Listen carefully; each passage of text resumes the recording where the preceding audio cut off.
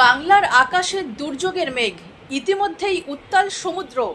দক্ষিণ চব্বিশ পরগনা তীব্র গরম থেকে অবশেষে মিলল স্বস্তি।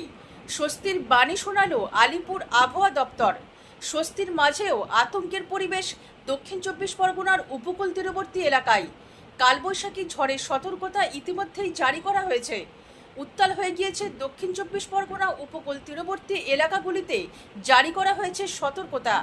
দক্ষিণ চব্বিশ পরগনার উপকূল তীরবর্তী এলাকায় উপকূল থানার পক্ষ থেকে মাইকিং প্রচারের মাধ্যমে এলাকাবাসীদের সতর্কতা সংকেত জারি করে মাইকিং করা হচ্ছে। নামখানা, সাগর, কাকদ্বীপ, পাথর প্রতিমা সহ উপকূল তীরবর্তী এলাকার মৎস্যজীবীদের গভীর সমুদ্রে মাছ ধরার উপর নিষেধাজ্ঞা জারি করা হয়েছে। ঝোড়ো আবহাওয়ার কারণে সমুদ্রের কাছাকাছি অঞ্চলে বাড়তি সতর্কতা জারি করেছে হাওয়া অফিস।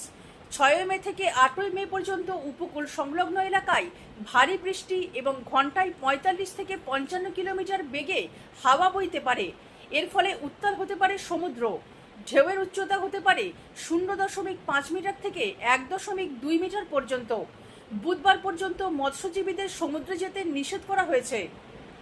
গত কয়েকদিন ধরে দক্ষিণবঙ্গে টানা তাপপ্রবাহ চলছে।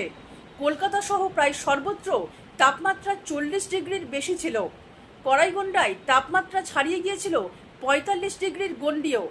গরমে হাঁসফাঁস পরিস্থিতিতে অবশেষে স্বস্তির বার্তা নিয়ে এসেছে আলিপুর। যদিও 2 মাস ধরে গভীর সমুদ্রে মাছ ধরার উপর নিষেধাজ্ঞা জারি রয়েছে। পক্ষ থেকে আপনাদেরকে বিশেষভাবে অনুরোধ করা হচ্ছে, সকল পর্যটকদের আপনারা কেউ সমুদ্রে জলে নামবেন না। জলোচ্ছ্বাসের কারণে যে কোনো সময় দুর্ঘটনা ঘটতে পারে। আপনারা প্রত্যেকেই নিরাপদ স্থানে পৌঁছে যান। বিশেষ ঘোষণা।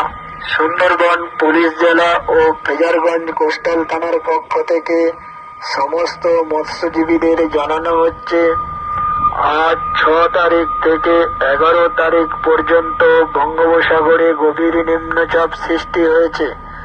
এর ফলে 40 থেকে 50 কিলোমিটার বেগে ঝড় এবং ভারী থেকে অতি ভারী বৃষ্টি হওয়ার সম্ভাবনা রয়েছে। আপনারা কেউ সমুদ্রে যাবেন না, আপনারা কেউ বোটের মধ্যে জলে থাকবেন না।